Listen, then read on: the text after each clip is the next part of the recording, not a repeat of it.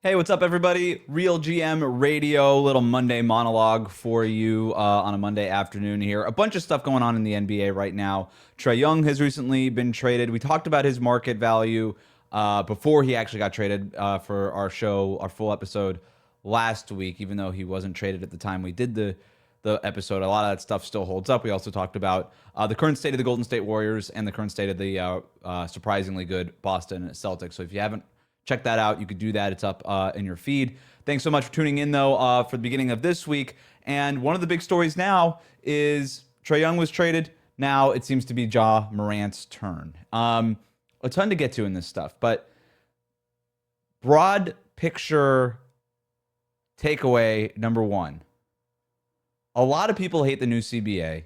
You've heard a lot of players come out on their own podcasts and things like that talking about how the aprons and the CBA and all this stuff is bad for players and it's bad for the league and all this stuff. A lot of media people are on that side. Generally, I'm not pro apron. I think that there's cleaner ways to do this. But without getting into the nitpicking parts of first apron, second apron, luxury taxes, all the complications with the draft picks and these things being frozen and how hard it is to make trades, I don't love that stuff. I think it should be easier to make trades, not harder. Trades are good. Trades are good for everybody. I don't know why the league doesn't want trades to happen. They're trying to do everything in their power to make trades not happen. I generally believe that it should basically be a free market in the NBA. If you want to trade somebody, trades. I actually don't even like the salary matching part of trades. I think that's kind of ridiculous. If I want to trade my $25 million player for an $8 million player, and that team's okay with trading their $8 million player and paying more in payroll because now they've added a $25 million player, we should be able to do that. We should be allowed to just do that. I don't know why there's salary matching at all. You don't really have that in many other sports. So anyway, that's a side topic. I will say this, despite all the complaining about the aprons and the new CBA and how teams can't get kept together anymore and free agency is dead, I like the new CBA. And I think it's creating a more interesting free agent trade-ish player movement environment in the league. And I think it's creating a more interesting league in general, which, while like we all have problems with some of the stuff here, that was the biggest goal in doing this, was to make a more interesting league with more parity, and generally having more fan bases buying into their team's chances to maybe not win a title necessarily on a year-to-year basis, but compete and get better potentially. So I like the new CBA. And that brings us back to Ja Morant. There's something interesting happening here. The Trae Young trade is a great bellwether for where we're going now as a league. I think, number one, it's really hard to build around one-way stars. I think Nico Harrison is actually on to something. I'm not condoning the trade. I'm just saying, if you don't think Luka Doncic is good enough to defensively, if you think he's so bad defensively that building a roster around him that can win a title in the NBA right now is just impossibly difficult, or probably difficult, or very challenging at least, then I at least understand the notion of maybe we don't want to lock ourselves into this guy for 60, 70, 80 million dollars a year. I kind of get that. I said it at the time. I kind of get it. Now, everything that happened with Nick Harrison, we don't have to cover that again. It's been covered a billion times by a lot of different people. But yeah, it didn't exactly work out. They didn't go about it the right way. Fair enough to say. But you're seeing now with Trae Young, another one-way player. He gets traded from Atlanta to Washington in what is essentially a salary dump. This guy, who was the center of the Atlanta Hawks universe for years, helped lead them to a conference finals in 2021. You could debate how fluky it is. They did it. They got that far. Other teams could have gotten that far. They didn't. Atlanta did. They deserve credit for that run.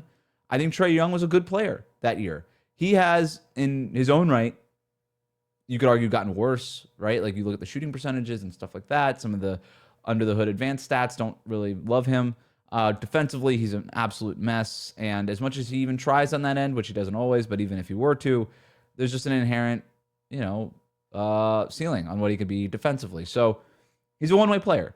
And right now, I think you're seeing a lot of teams decide, unless that one-way player, obviously, an offensive player, if we're talking about a star, unless they are so incredibly talented offensively, we really don't have room for that player. And so a player like Trae Young used to be a star. Somebody who averaged 20 and 10, there were no questions asked. It was, hey, that guy's 20 and 10.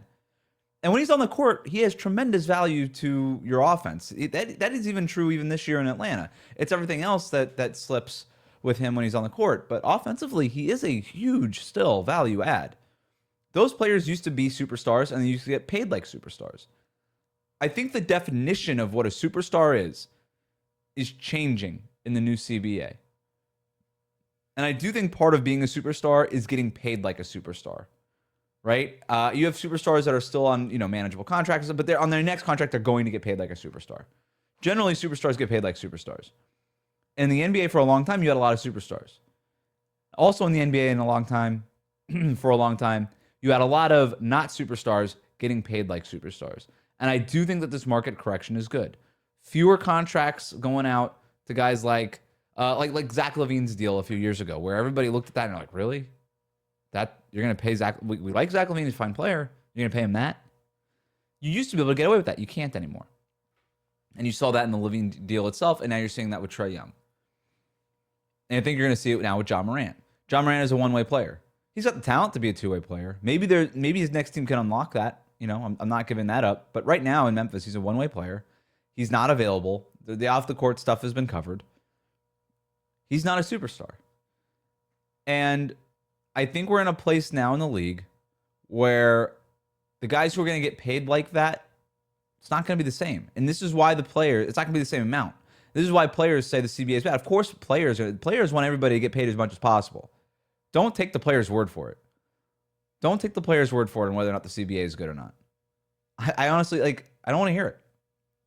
I also don't want to hear it from general managers. I don't want to hear it from the league. I don't want to hear it from anybody who's actually involved in either getting paid or making the payments. I'm not interested because you're biased. I don't care what you have to say about the new CBA. It's not interesting to me. It's inherently biased. It doesn't matter to me. And for a very long time, I think the league cared a little bit too much about the players and what the players wanted. Before that, they cared a little bit too much about what the owners want. We're kind of going back in that direction of the owners a little bit. But here's who I care about when it comes to making decisions about the NBA and even this new salary cap system. I care about the fans. That's who I care about. They're the people that are always left out of these conversations. Oh, is this beneficial for the players? I'm pro player. I'm pro manager. I'm pro fan. I want the fan to enjoy it. And fans don't want their players to get overpaid. And that has nothing to do with what you ought to make or earning power or anything like that. It just means, hey, we're basically in a hard cap system. And if you pay one player a lot, that means you have to pay another player a little. And we don't have as much money to spend on other good players. And fans want flexibility. Fans want the opportunity to make the roster better. And when you have giant contracts, albatross contracts taking up 35+% of your cap, it's really hard to build around those players. And so we are now transitioning out of that area where non-superstars got paid like superstars. There was a lot of superstar type contracts out there. And then you had a lot of big threes. You had a lot of big twos and big threes and say, hey, if we could just put together 3 of these really big contracts, we're probably going to win a lot of games.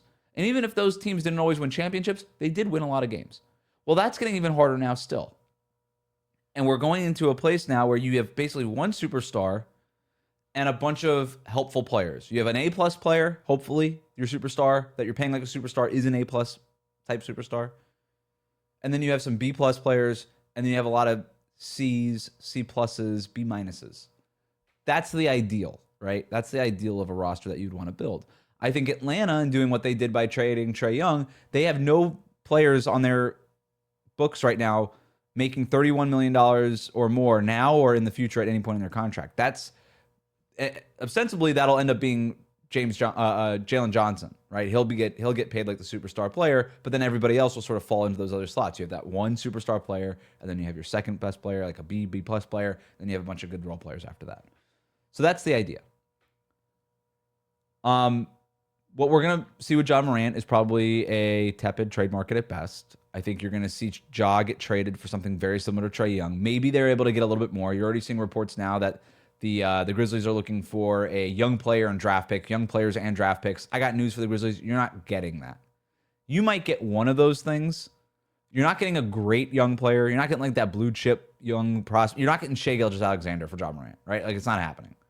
The way that, the Thunder got Shai for Paul George. It's not happening.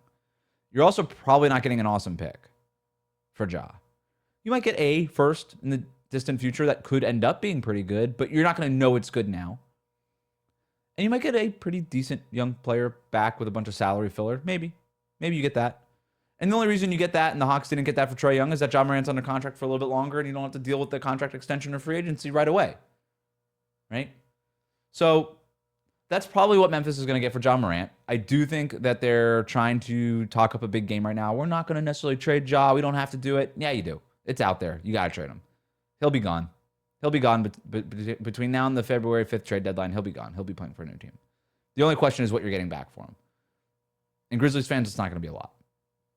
It's not going to be a lot, but it will be clarity. And you'll be able to move forward with Jaren Jackson Jr. and some of these young players, maybe a first-round pick to help build around. You got 4 first-round picks for Desmond Bane. There's good players, right? We like Cedric Howard. We like Zach Edey. We like Vince Williams Jr. We like Jalen Wells. Like, there's good young players on that roster. It'll be fine. And I think right now what we're seeing is a cleanup, right? A cleanup of some of these contracts. A cleanup of some of these contracts, but also the market telling you what these players are worth right now.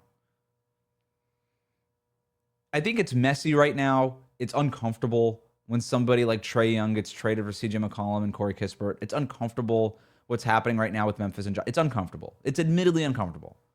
I don't think it's good for the league necessarily in this moment, right? When you have superstar players getting traded for basically salary dumps. I do think at the end of this, it'll be good. And this is why I think I'm generally a fan of where the new CBA is. I think it should be hard to build a dynasty. I think it should be hard to keep teams together. That's the big... Why did the Celtics have to... You hear from Celtics fans all the time, oh, the CBA is built we had to take our team down. Well, you didn't have to, right? You could have kept paying your team, number one, if you really wanted to. And you still have the guys that you draft. You still have Tatum. You still have Jaylen Brown. You still have the young player who you traded for and then blossomed with you in Derek White. You lost Drew Holiday and Kristaps Porzingis, who are washed, and Al Horford, who's washed. What was exactly the downside? If anything, the Tatum injury in this new CBA was the best thing to ever happen to the Boston Celtics because it gave them cover to get rid of larger contracts, reduce payroll, and move forward and do something new. The future in Boston is much brighter now than it would have been had they held on to KP or Horford or Drew Holiday. Those guys are washed now. They're overpaid for where they are in their careers right now. So sorry, Celtics fans, I'm not exactly feeling you right now. Warriors fans, same thing. Oh, yeah, this new CBA was in direct we were paying all these guys. You got Kevin Durant because the cap spiked in 2019 or in 2016 in a way that was so ridiculously favorable to you that you didn't deserve to have Kevin Durant forever. Like it's the yin and the yang. It's a black and white cookie, right? There's two sides to everything. You got this incredible luck of this cap spike and Kevin Durant wanting to go to you, and you had this tremendous dynasty with him, and then he leaves. Sorry. And then you couldn't keep Klay Thompson, which stinks. I wish Klay was still in Golden State. That would have been great. But Warriors fans aren't exactly unhappy about not having Klay right now, given the way that he's played since he left. So again, I'm struggling to find where the CBA screwed these fan bases. And I do think it's good. And I think in the NBA, for a very long time, it was a booming economy in a developing market. Everybody just got paid more every year. Everybody got paid more every year. Star players and then used to be stars. Star players, every contract they made, every contract they signed was worth more than the last contract that they signed. All of them. Every single one of them. Unless there was some sort of career-altering injury or something like that. They would all just get paid more. Just up until they retired. Or until they was in the twilight of their career, and then you were sort of where Russell Westbrook and Chris Paul are right now. But that was it. You just kept going up. Even if you weren't necessarily that player anymore. You just had name recognition, and that was commensurate with a pay raise. And so you got it. No questions asked. Just did it. Max player. You're a max player. Boom, boom, boom. Salary cap rises. Percentage of the cap increases on the max contract. You just kept making more money. Now we're getting to a place where the salary cap is increasing, but these star players like Trae Young and Ja Morant, who would have just gotten the maxes before, no questions asked, Not so much anymore, right? Even though the salary cap is going up, these aprons are essentially creating a hard cap where it's so hard to build their teams around these guys that you can't pay them more, even if the league is making more. And again, that sounds unfair to the players. I don't think it is. I think you're going to see a bigger middle class start to blossom, right? Because guys like Trae Young and Ja Morant, who aren't max players anymore, now we get to negotiate. And for a very long time in the NBA, you didn't negotiate with players. Everything in the salary cap was paint by numbers. Max player, minimum player, mid-level exception. You were one of those three, basically, right? Now we can negotiate. Ja, or let's take Trae Young, because since he's coming up, we don't think you're worth $50 million a year. We think you're worth 40, 35, whatever. Now you get to go back and forth. That's more interesting to me than a paint by numbers approach to all of free agency and all negotiations. Now agents matter.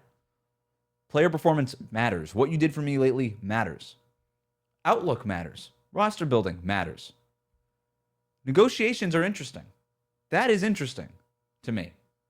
Debating the value of a player in a new salary cap. That is interesting. Now we get that. And because those players are going to be coming down from max contracts, because frankly they don't deserve them anymore in the way that the game is played, and this new salary cap structure, that those max players become middle class players.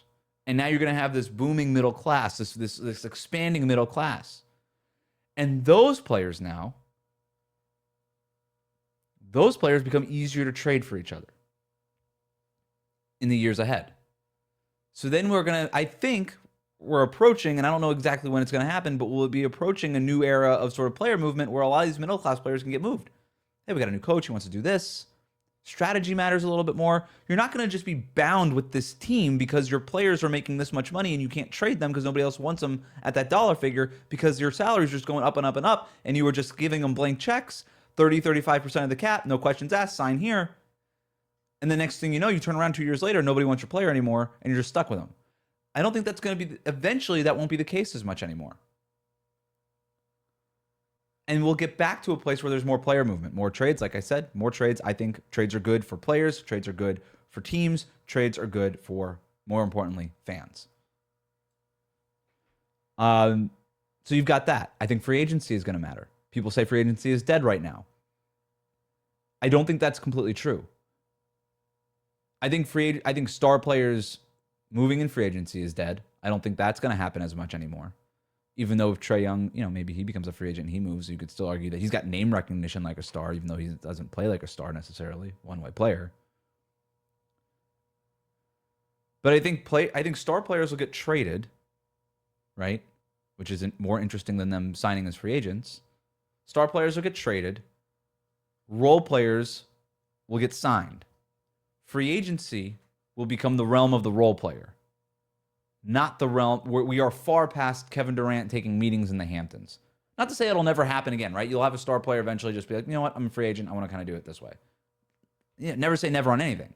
Generally speaking, I think the trade deadline in the middle of the year, you'll see those guys you also see stars get traded in the summer, right? Those teams are going to want to trade their stars before they give them up in free agency. We all know the reasons why.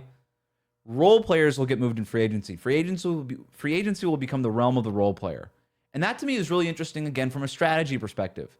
Because now we can have these conversations about role players moving teams in a way that benefits their, this team needs a little bit more rebounding. Well, they went out and just signed Andre Drummond. Right? Or I like what Houston did with Clint Capella. That to me was interesting. And we debated, do they need Clint Capella? What are they doing? Exactly all this stuff. Well, they want to chase offensive rebounds. They want as many guys with a high offensive rebound rate as possible. Here's Clint Capella. He adds to what we're trying to do here. That was an interesting conversation, I thought, at least for the basketball nerds here. That was kind of an interesting conversation to have in the summer. Hey, we need a sixth man. We need a little punch off the bench. Let's go get this guy. Free agency used to just be stars, minimums, a couple of mid-level exceptions here and there. That's it. But in a few years, I think over time, as there's fewer max and supermax players, there'll be more money to spend on a middle class, more ways to negotiate, Eventually, there'll be a little bit more cap space. You'll still have the minimums, but you'll have a lot more teams being able to tap into those exceptions and those exception dollars. And I think free agency will be really interesting. And because of that, because we'll be having these conversations about role players moving teams and what that means to this team's strategy and how this role player can help out the bench unit, or hey, they got an interesting fifth starter this way or whatever. Now the NBA shifts from a league that is dominated by conversations only about star players. Now we do have conversations about the role players. We do have a little bit more conversation about strategy and team building approach. I just think that's interesting. So I know it's really easy to clown on the new CBA, and that current players will go on their own podcast now and say the CBA is bad, it's bad for players, and you should hate the CBA. And there's definitely parts of it that I don't like. I think it's way too complicated. I think a casual fan, not that every casual fan needs to understand all the salary caps. Like, it doesn't need to be that simplified, right? But it should be easier than this. I think there's things that they can tweak about the aprons and all this kind of stuff that they should tweak going forward. But in general, despite the players' concerns, despite the GM's concerns where their jobs are a little bit harder now, I think the new CBA is great. And I think we're going to enter a league that is more interesting when it comes to player movement, more interesting when it comes to talking about strategy. And I don't think that I don't think that teams should. It should be easy to keep teams together. I think it should be hard. If you have a really good team and these players get better and they get paid more, then it's going to be hard to keep those teams together. And guess what? That's also interesting. That's also interesting. Thanks for listening to the Monday Monologue. We'll be back later this week. Jared Dubin will be joining me later in the week. We're going to rank our top 25 players in the NBA. You're not going to want to miss that. Thanks for tuning in to Real GM Radio.